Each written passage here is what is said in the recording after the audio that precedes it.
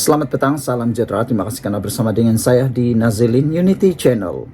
Saudara-saudara sekalian, yang paling hangat dalam media sosial sekarang ialah dakwaan Hadi Awang bahwa kalau PAS menang, barulah dapat memerdekakan negara. Cara nak PAS menang ialah melalui memenangkan Sabah. Hari ini sekali lagi PAS kena lagi. Kata Presiden SAPP, saya sudah cakap supaya PN tidak bertanding di Sabah. Dengan kata lain,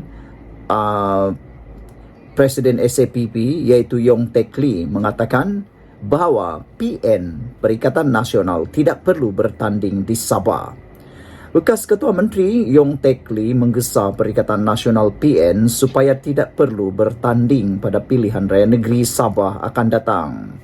Yong adalah Presiden Parti Maju Sabah SAPP, iaitu sekutu Perikatan Nasional serta juga Gabungan Rakyat Sabah GRS, berkata ini selaras dengan pendirian partinya yang mahu parti dari Semenanjung tidak bertanding pada pilihan raya negeri di Sabah. Kita masih member ahli PN dan saya sudah cakap supaya PN tidak bertanding di Sabah pada pilihan raya negeri, katanya. Jadi rakyat yang akan putuskan siapa mereka pilih. Kata Yong Teck Lee, kita konsisten bahawa Parti Semenanjung tidak patut bertanding di Sabah untuk PRN. Namun, kata Yong Teck Lee, undang-undang tidak melarang. Jadi tidak perlu marah-marah kerana itu hanya pendirian kita, katanya kepada media selepas merasmikan persidangan perwakilan Dwi Tahunan SAPP 2024 di Kota Kinabalu semalam. Sebelum ini, Presiden PAS menimbulkan kontroversi panas dalam dunia politik di Sabah apabila Hadi Awang dalam kenyataan berkata parti itu perlu bertanding dan memenangi kerusi pada pilihan raya negeri PRN Sabah akan datang. Hadi berkata dia melihat masa depan PAS di negeri Sabah itu cerah kerana ramai yang hadir pada muktamar parti di Kota Kinabalu hujung minggu lalu adalah golongan muda. Ramai yang bertanya menimbulkan pertanyaan semula. Siapa yang datang waktu muktamar parti itu di Kota Kinabalu?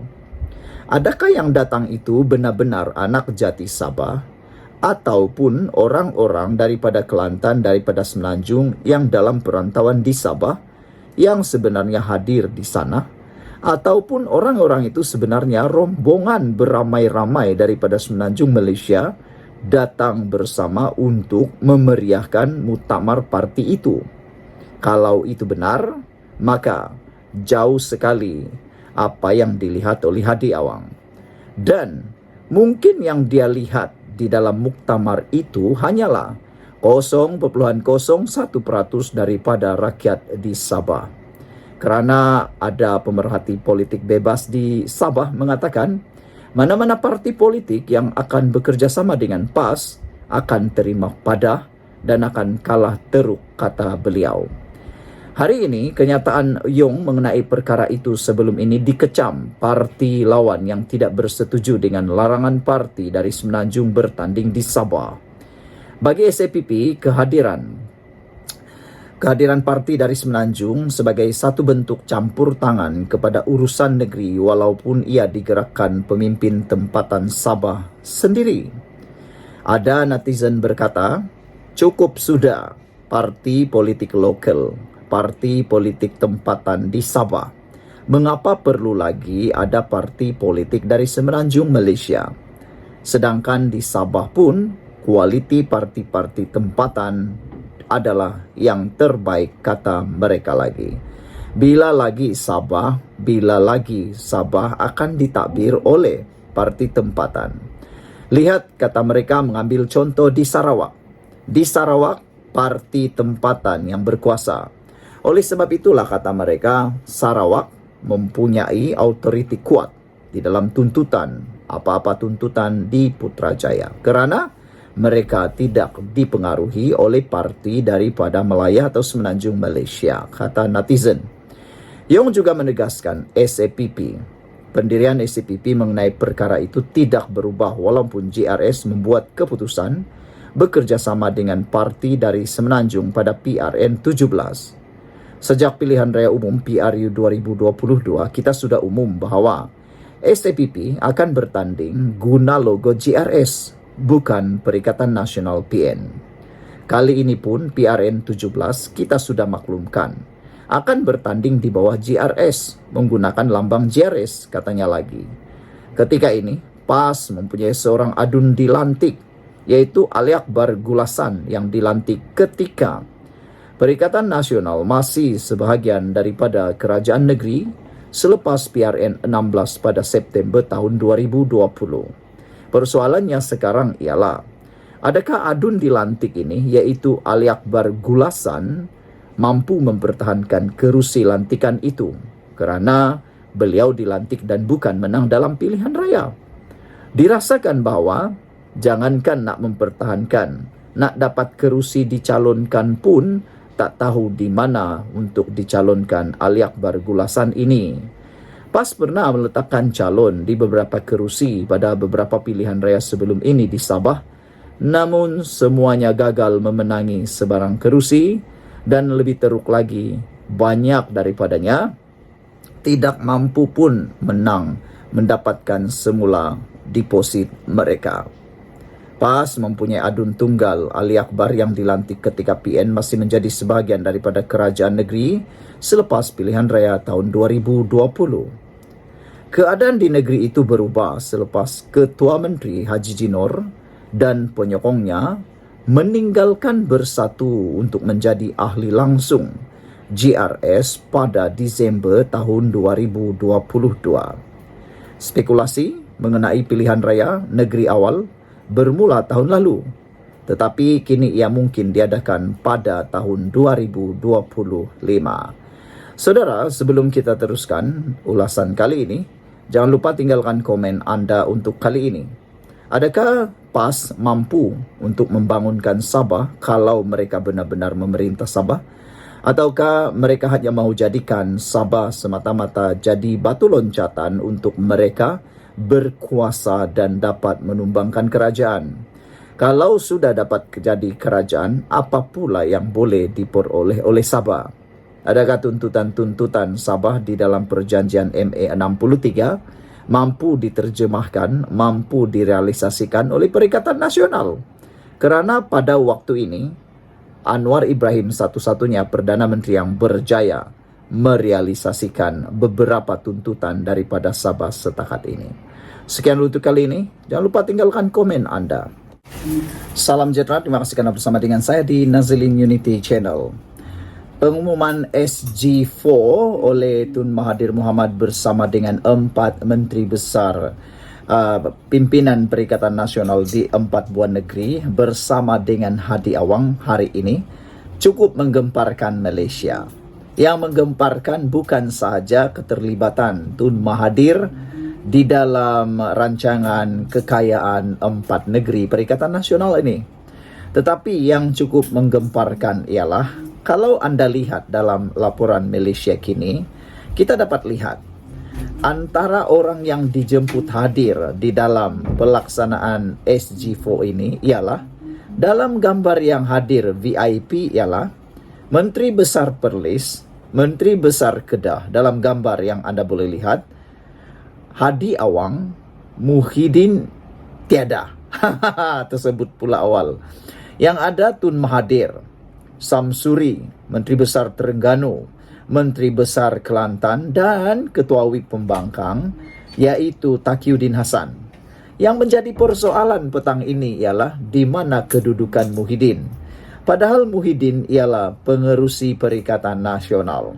Bukankah 4 buah negeri yang ditakbir oleh PAS ini dikuasai bersama oleh Perikatan Nasional, dimenangi bersama oleh Perikatan Nasional? Yang serba sedikitnya pasti ada sumbangan dari parti Bersatu, dan lebih daripada itu ialah Perikatan Nasional ini pengerusinya ialah Muhyiddin Yassin. Kenapa dalam pelaksana SG4 ini tiba-tiba tiada Muhyiddin Yassin?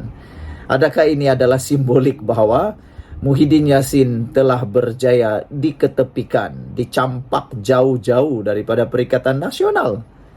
Aduh, agak mengecewakan dan agak menyedihkan juga apabila kita melihat di dalam gambar paparan yang kita lihat sekarang ini, semasa pengumuman ataupun pelancaran SG4 yang mana dikatakan untuk berkongsi kekayaan bersama antara 4 negeri yang dikuasai Perikatan Nasional, yaitu Kelantan, Terengganu, Kedah dan Perlis.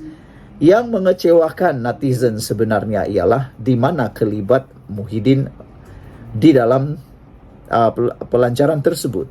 Takkanlah Muhyiddin yang selaku pengerusi Perikatan Nasional tidak pula dijemput, walhal negeri ini bukan sahaja dikuasai oleh PAS, tetapi dikuasai juga oleh Parti Bersatu.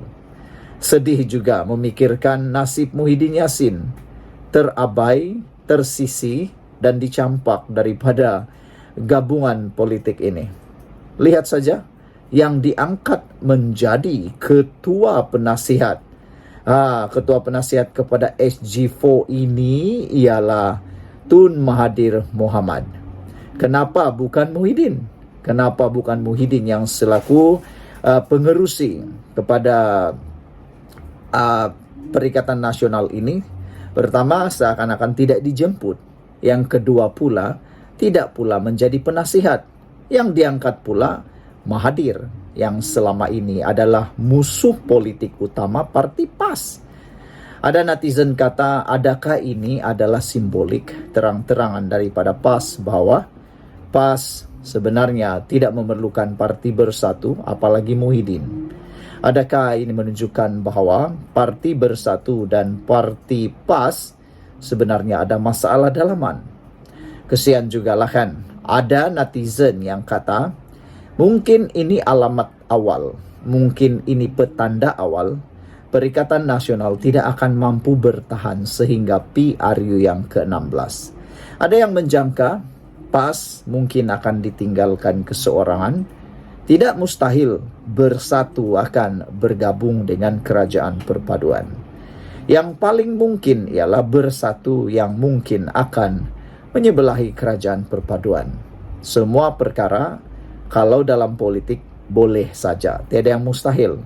Tapi untuk PAS bersama dengan kerajaan seakan-akan hampir mustahil, kerana PAS tidak langsung suka dengan DAP. Jangan-jangan PAS akan bersendirian lagi. Persoalan terakhir ialah sejauh mana Mahathir boleh menjadi penasihat kepada 4 buah negeri ini dalam SG4. Adakah Tun Mahathir masih mempunyai bisa dan masih mempunyai kaliber, masih mempunyai kualiti seperti dahulu di waktu beliau masih kuat dan sehat? Kerana sekarang ini kita tahu Tun Mahathir dah berkali-kali masuk IJN dengan usia yang sudah terlalu tua. Mampukah lagi Mahathir menghadiri setiap mesyuarat yang diadakan sebagai penasihat? Tun Mahathir patut menyertai mesyuarat itu. Kenapa bukan Muhyiddin yang dilantik? Kenapa bukan Muhyiddin yang dijadikan VIP dalam SG4? Adakah Tun Mahathir masih mampu menarik pelaburan asing, langsung asing, seperti dalam pengaruhnya sebelum ini? Ramai netizen kata musimnya itu sudah berubah. Seperti musim-musim juga, musim Tun Mahathir sudah pun tamat dan tidak relevan lagi, kata mereka. Sekarang ini pelaburan asing, langsung asing, ini tertarik kepada kepimpinan Anwar Ibrahim melalui Kerajaan Perpaduan. Saudara-saudara sekalian, memang kita ulang lagi, agak menyedihkanlah di dalam pelancaran SG4 ini kelihatan tidak ada kelibat langsung daripada Parti Bersatu.